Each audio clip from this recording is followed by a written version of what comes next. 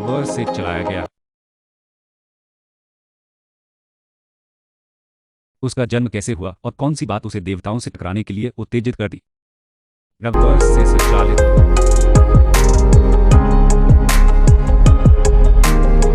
भगवान शिव के पसीने से जन्मा अंधकसूरा आपका विशिष्ट राक्षस नहीं था।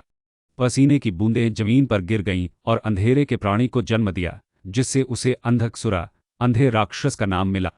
शक्ति की अतृप्त प्यास से उकसाया, अंधकसूरा ने भगवान ब्रह्मा की कृपा जीतने के लिए एक तगड़ी तपस्या शुरू की। उनका तपस्या फल दिया और उन्हें लगभग अजेय होने की वरदान मिली। बस एक शर्त थी, उसे केवल उसके पिता भगवान शिव ही मार सकते थे।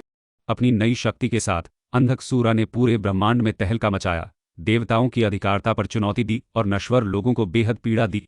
उनका आतंकी राज अटकने वाला नहीं था जब तक उनकी इच्छाएं भगवान शिव की पत्नी पार्वती के पास नहीं ले गईं। शिवा पार्वती के प्रति उसका दीवानापन एक शानदार मुकाबले की तैयारी कर दिया। जब अंधकसूरा ने पार्वती को अगवा करने की कोशिश की तब भगवान शिव ने उसकी रक्षा के लिए उठ खड़े हुए, जिससे एक भयानक लड़ाई हुई। इस ताकतवर संघर्ष में अंधकसूरा के असली वंश का पता चला, जो उसे अपने पिता के साथ टकराने के रास्ते पर ले गया। कहानी का चरमोत्कर्ष अंधकसूर के साथ भगवान शिव के हाथों अपने अंत से मिलता है। लेकिन मृत्यु के बाद भी अंधकसूरा की यात्रा समाप्त नहीं हुई। उसे मोक्ष मिला, जिससे उसके पाप माफ हो गए और उसे दिव्य क्षेत्र में स्थान मिला।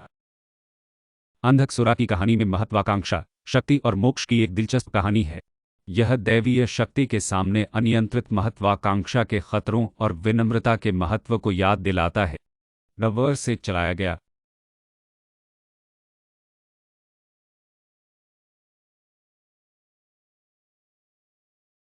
तो अगली बार जब आप मिथकों की दुनिया में खो जाएं, तो अंधकसूरा की कहानी को याद रखें। सूरा, छुटकारे की परिवर्तनकारी शक्ति और अच्छे और बुरे के बीच शाश्वत संघर्ष का एक वसीयतनामा।